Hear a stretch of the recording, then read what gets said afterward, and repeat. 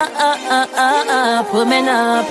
I miss a W to the O to the MAN. The woman up show fi empower women. A safe space to learn and to dream big. Fi know your word and remind you is a big thing. On News Talk 93 FM is a Sheba. Cornwall, the energy queen. Creating a community for all the queens. We fix up your crown when it start to lean. We fix up your crown when it start to lean. We fix up your crown when it start to lean. Creating a community for all the queens. We fix up your crown when it start to lean. Let's women up, women up, the woman up show for you. Women up, women up, women up, the woman up show for you. Women up, let's women up, as we full of strength. Women up, more confidence. Woman be independent. You're right. Women up, women up.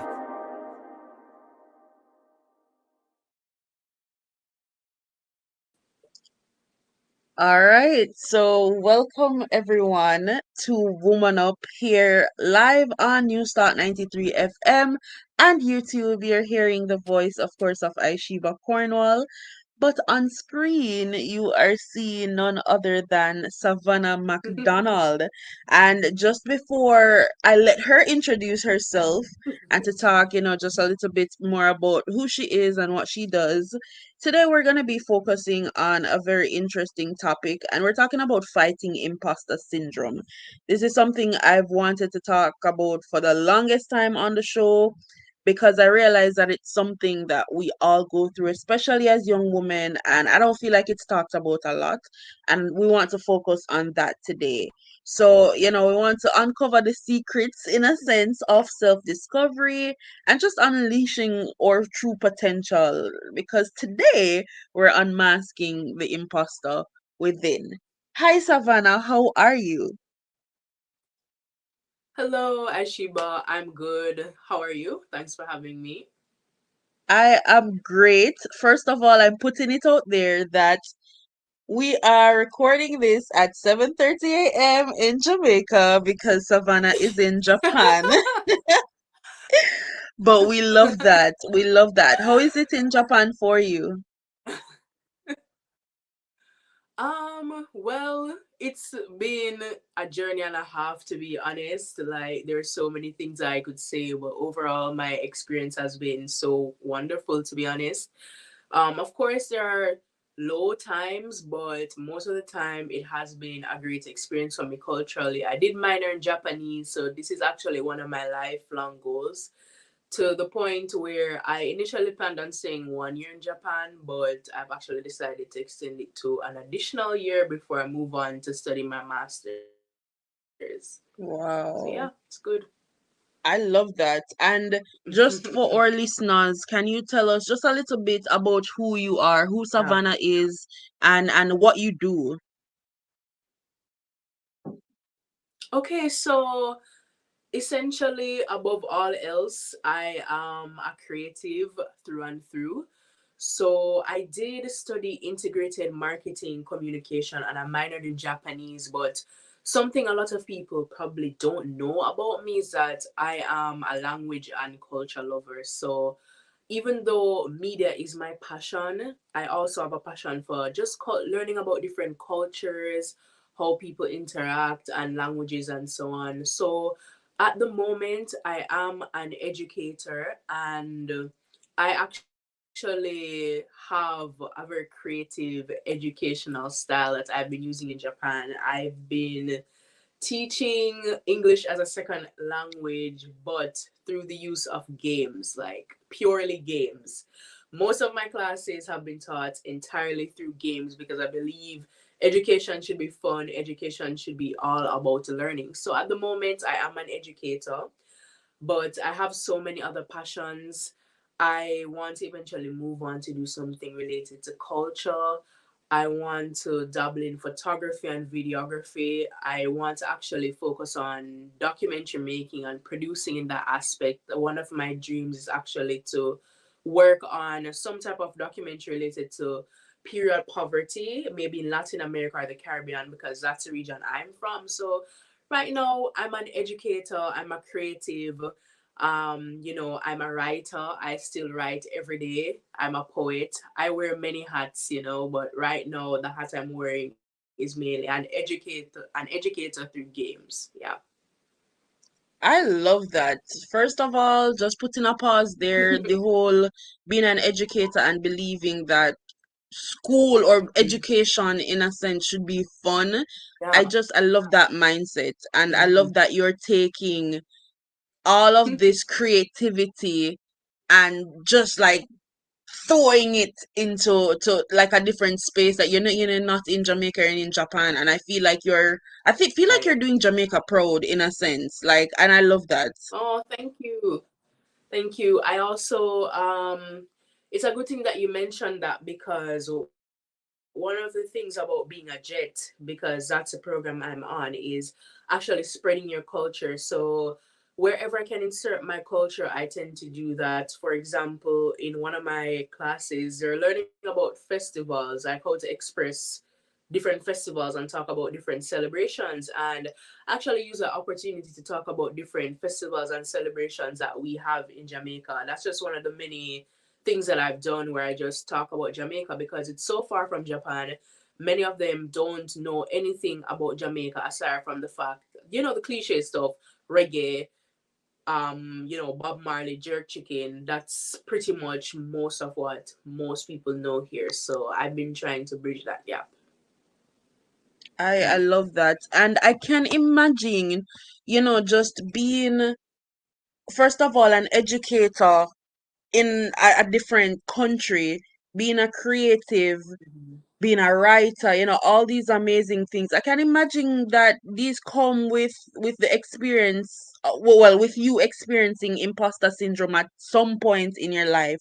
Would you say that's true for you? Yeah, definitely. Like even when I was in Jamaica, when I was at UWI, when I was a student, I experienced a lot of imposter syndrome. It's really funny because imposter syndrome, it's something that we all have to an extent. As I said, being a jet, this was one of the biggest goals that I could have probably experienced or achieved rather, because it's something I wanted from high school.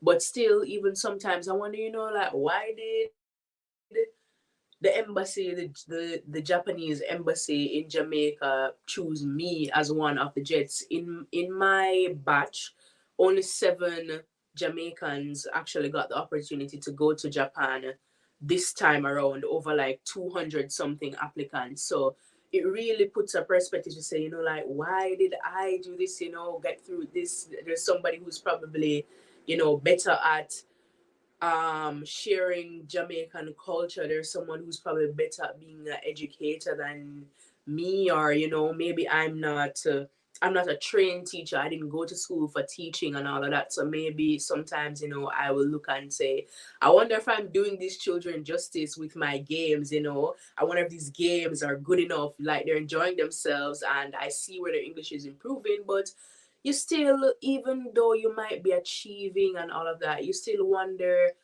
am I actually meant to be here? And you can start to compare yourself to other people. You might compare yourself. In my case, I might compare myself to other jets here. I might compare myself to people at home in media, because when you're abroad, life still goes on back home. So it's definitely something that I'm battling. But every day I just try to take things one step at a time, and journal and know that I am here because I deserve to be here. I really love how transparent and just open you are about how you're feeling, especially since you're still there and it's literally something that's ongoing. And we were having this conversation Right. before we went live where we were saying that imposter syndrome is not something that you actually like get over in one night and in one go. Like, to be honest, that's Yes, not exactly. realistic, and it's not possible. Like, it's literally a process, right? And I just want to let you know Right. that I follow you on social, right? And I see the amazing things that you're doing in Japan that you post. And I mean, even for, I think it was Teachers Day the other day, when I see your students, giving you stuff and actually telling you that, hey, you're amazing. Like, that is cool. That's amazing. Yeah, thank you. Yeah, they one of the things here that I've been getting used to culturally is gift giving, in the sense that they give gifts for just anything, right? And in I've now kind of changed my perspective on that, because initially I thought they're giving me gifts for doing nothing at all. But really and Mm, truly, the perspective should actually be they're giving me gifts because wow, I did an amazing job. It's not actually nothing. That's also a part of imposter syndrome, and like coming from a country where sometimes you will do good in an organization, and your employer, you will never know really and truly if your employer is really that pleased with you, because they don't mm, actually verbalize it right away. But in Japan, they will verbalize it right away and say, Savannah, I am so happy that you did this. My students really enjoyed, and so on. So that really and truly, when I kept saying I don't really understand why they're giving me these gifts, I don't deserve these gifts, I just did this little activity, that's actually internalized imposter syndrome, because like you don't even recognize it sometimes. It just creeps up on you, because why don't you deserve this gift? Why don't you deserve this acknowledgement? So that's also some little things that I've noticed about myself that I didn't even realize was imposter syndrome before, like looking at these things and being like, why am I getting this? I don't really deserve it? So you have to really pay attention to yourself and those little things. mm-hmm. I love that. And my next question would be, why do you think that, for example, even as young women in Jamaica, and I'm also going to go as far as to say the Caribbean as well, why do you Mm-hmm. think we experience imposter syndrome in our personal lives, in our professional lives? Do you think that there's this underlining issue, something is happening where we constantly internalize things and compare ourselves, especially to even other women in whatever space that we're in? Yeah, I definitely think society is set up in that way, especially as young women. We're in an organization, we're on a team, we're in class, and the way how society is set, it's set for the man to actually win. Like no matter how we progress as a society, countries are essentially set up for the patriarchy. It's set up for the man to win, and so on. So it can be daunting for a woman, when we achieve certain things, especially achieving certain things over our male counterparts, our male friends, or male co-workers. We have to take a step back and wonder, like, wow, initially this role has been given to men, or initially society has deemed that men are better this or men are better that, but I'm a woman and I'm doing it just as good, or I'm doing it even better than a man. So because of that social conditioning, we think that we might not be as good at something, when women can do anything, as it relates to women comparing themselves to other women and things like that. It's also a part of social conditioning. A lot of times women were like put against each other, as opposed to trying to work more together and progress together. So because of that, and what we think or what we thought we're supposed to be doing as women in society, when we actually achieve things, we don't believe that this is something that we could ever dream of ourselves, because society doesn't put women in certain roles like naturally. Like, think about it. Even careers like of course things are changing now, but careers like being an engineer, women in construction, women in like certain male dominated fields, and so on. Even modeling, even though it wasn't a male dominated field, that's like a field where it's like women competing against each other, and you have to be like the top, you have to be this. It's like as women, we're socially conditioned to always be in this state where we feel like we need to be at the top, because we feel like we have something to prove. but really and truly there's nothing to prove, you know. You don't have to feel like you need to be the number one woman in the world at this, or you don't have to feel pressure to be the number one this compared to your male counterpart, you know. You are good enough and so on. So it's really social conditioning, I believe. That's why we're like this. I I totally agree, as it relates to social Hmm. conditioning. And whenever I have this sort of conversation where most of the time the response to the question would be social conditioning, and it's just something that we've grown up on. Like, how do we Yeah. change that? Like, where do you think the change should come from, or at least in starting to create that sort of change? Well, I definitely think that it should start from in the home and then transit somewhere in terms of our education system. We need to be telling little girls that nothing is impossible for them.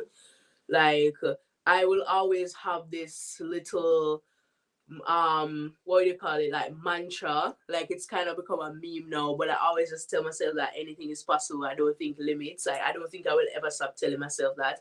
We need to actually start telling our little girls this from the home, that they can be whatever they want to be. Like the limit is what you set for yourself, right? Your limit is so subjective, right? There's actually no limit, right? There's no ceiling to what you want to be or what you can do. With practice, with the right resources, you can achieve it and so on. You don't need to be comparing yourself to other people, saying that, oh, I shouldn't do this because there are other people out there that are probably better than me at this particular thing, you know. So I do believe that we shouldn't let people shy away from their dreams and what they actually want to be doing and so on. We need to have girls, young girls, reimagine, you know, different possibilities for themselves. Maybe it is even that, you know, you as a parent, for example, you are a parent and you have a daughter or daughters, you might see potential in them that they might not even see for themselves. You as a teacher, you might see potential in students that they don't see for themselves and so on. You can encourage them to actually do that, because a lot of times imposter syndrome will have you believing that you're not good at something or you shouldn't do something because you feel like you're gonna fail or you're not gonna be good at it at someone else. But you know, so what? There are many people that are gonna be doing the same thing, but that doesn't mean that you can't be equally as good or even better, you know. So I definitely think we should be encouraging more girls, talking to them and so on, especially if they have interest in more, you know, traditionally male dominated fields, you know. So yeah. Yeah, and again, of course, I totally agree. Just thinking about all of this, I can't help but you put some really great points in there. You know, when you have, I feel like when you have other women just supporting women and Right. letting them know that, hey, I Exactly. understand where you're coming from, I've been through this as well, let's work Mhm. on this together and to see how best we can just each help each other and grow. You understand me? And when I think about imposter syndrome, people, I'm telling you, I have been through it. I am still going through it. Savannah, just to be a little transparent, I'm in the process Mhm. now of the transition. Yeah. You would know. So I did the same, well, yeah, I did the same program as Savannah at UE. And I just finished. And it's like I thought everything would have been perfect. I thought that, I don't know, I'd be in a full-time job right now and everything going well, but like that is not the case, Mhm. and the transition is so weird. I am so confused. I don't know where to go next, and I'm all over the place. Mhm. And I have been getting a lot of great interviews from some really, really good companies. But at the same time, even being in the interviews, I'm like, in my head, I'm like, y'all probably shouldn't even hire me because I don't think I can do this how you want me to do it. And I'm like, girl, write it at the interview, write it at the interview. Yeah. Yeah, That's definitely something that imposter syndrome will do to you. This is, yeah, this is a very confusing time, at the end of university. You've been in school for how many years now? And I assume you're gonna take a break before you're doing your master's, since you actually be doing interview for jobs. I don't know if that's the case. I don't know what your plans are exactly. But yeah, it can be daunting. But let me just tell you something. The fact that they called you back for an interview, regardless of the outcome, even if you don't, God forbid, you don't end up getting any of the jobs, regardless, they called you for the interview for a reason, because you exhibit qualities that are essential for them, that they want, and so they want to know more about you as a person. The fact that you're getting these opportunities to have these conversations with these people from these companies, that already is a sign that you are doing great. That is already is a sign that, you know your resume sell off. That in itself is a good sign. And we don't think about these things. We don't focus on the fact that, I'm getting these interviews because, you know, I have good grades, I have I have like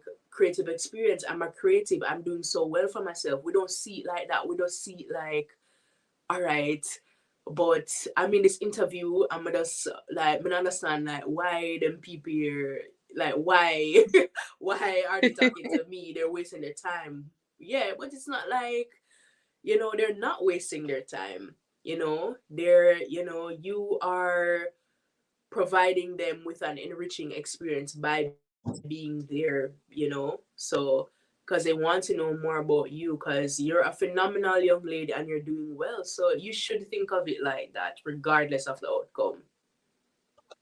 Totally get that. And I do appreciate you Mhm. even now, giving me that support as we're talking. And it is something I'm definitely working on. And I brought it up because I know a lot of persons who are listening right now, you're going through the same thing. It's a very weird transition.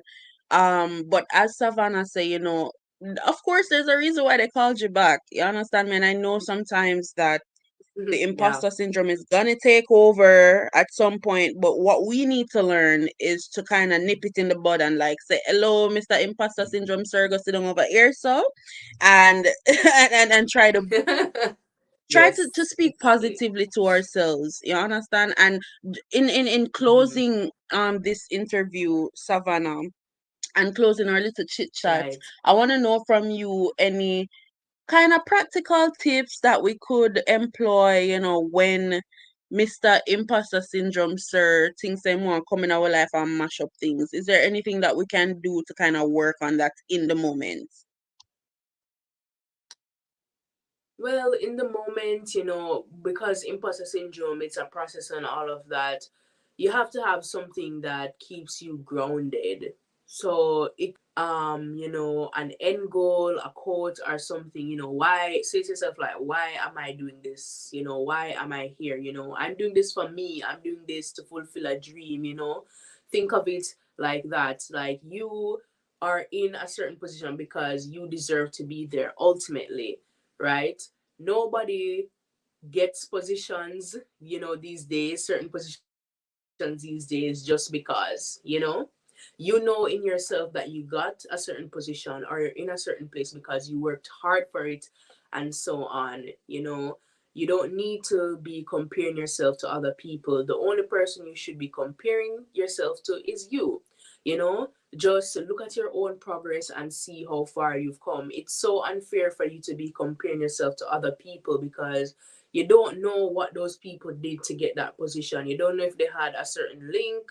You don't know what they're doing. You don't know their circumstances. You don't know how hard those persons have worked, and so on. So I've actually, when I have certain thoughts about, um, why am I in a certain position? Why am I not at a certain place in my life? I just think to myself that, all right, well, I want XYZ when I'm older, and I thought I would have XYZ by this age, but I don't. But looking back at what I had last year or even last month, there is a lot of progress to be made. I like to keep a progress tracker in my journal, actually. So when you write things down and you look at certain things, there are so many goals that I set for myself when I was in Jamaica that I have already achieved in the 11 months that I've been here, right? When I was comparing myself to people, I was thinking, geez, I'm like, me not achieve nothing. But then when I look back in the journal, I realized that I've actually hit, like, ticked off so many goals. So don't compare yourself to people. You are your only competition. Just track your own progress and take it from there. Take it one step at a time. You don't need to be good at everything in one day. Rome wasn't built in a day, just take things one step at a time. So yeah, that would just be my advice. Just have something that keeps you grounded. Yeah. And don't compare yourself to others. Absolutely love that. I love that. I love that. I just love it. And the fact that you said, literally take things one step at a Yeah. time. Girl, it's like we're trying to run. I don't know what we are run down. I don't know what we're trying to run down, but we are run down something. And we need to just Right. take it slow. Like I remember one time because I lived on campus for about 2 years.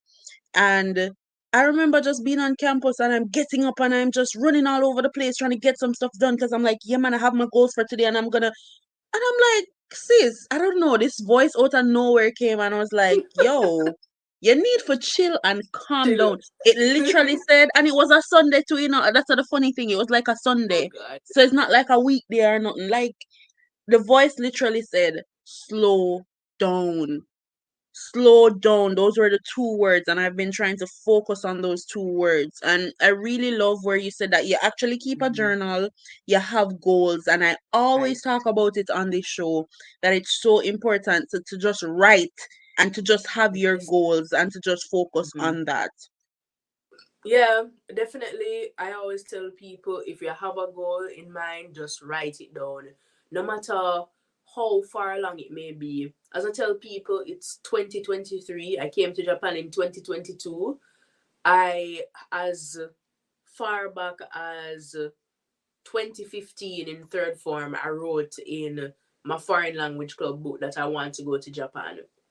2015, 2022, that's a large gap of time, right? Mm-hmm. There. So, like I always tell people, just write goals, like, don't just have them in your head. Like, yeah, everybody has them in your head, but there's something about being able to physically see that you've ticked off a goal that is, I don't know, the feeling is unexplainable, rather than, okay, me didn't want to do this, me do it, and that's it. No actual, no actual, like, writing to, yeah, like, I don't know, the actual ticking of it. I think psychologically it Mm-hmm. does something. It really does. Yeah, Nobody can tell me saying that there's something, yeah, it girl. does something, really and truly. But look here, Savannah, I genuinely want to thank you so much for being here. It is always a pleasure speaking with you. I feel like I've told you before, and I don't know if you know, but like I genuinely just appreciate who you are as a person. I appreciate Oh, how thank you. no, no, girl, like seriously, I appreciate you forging like your own path and literally not meddling nobody else and just doing Yeah. you. Yeah, thank you for saying that, because, like, in terms of IMC, like, I'm definitely, like, sometimes it's hard because I think I'm definitely the only person, like, in my year group that took a completely different path from other people. Most people just went into straight into media, they're doing their Mm-hmm. masters, and I said, nope, I want to take a cultural break. I want to travel a country, I want to take a risk. And yeah, I have one more year left here, and then hopefully I'll be back in media pursuing my masters and all of that. And you know, I would do it again. Yeah, and I would make the same decision over and over again. So yeah, No regrets at all. yeah, And I no love that. regrets. I Yeah, love that. Wow, this is beautiful. I really enjoyed this. Again, Savannah, I want to thank you so much, just for being here on Woman Up. We've been wanting you here for a very long time. So I'm really yeah. happy that the time we got I'm to do happy it to this be time here. around. Yeah. We do wish you all the best, Savannah, and we hope to have you back on the show at some point. Yes, thank you so much. And thank you for waking up early. I know it's difficult, you know. If the show was on a weekend, I would have probably woken up early so that you wouldn't have to. But because it's a weekday and I have work, I'm sorry. But I yeah. totally, that's fine. That's fine. Yeah. That's fine. Mm-hmm. Yeah. All right. So this is Woman Up. We just had a great conversation with Savannah McDonald. She's in Japan doing the thing, people, and trust me, we're so proud of her here over at Woman Up, and I'm sure there are a lot of people here in Jamaica who is just proud of her for showcasing the Jamaican culture where she is and just doing it in such an innovative and an amazing way. This is Woman Up, and we soon come back.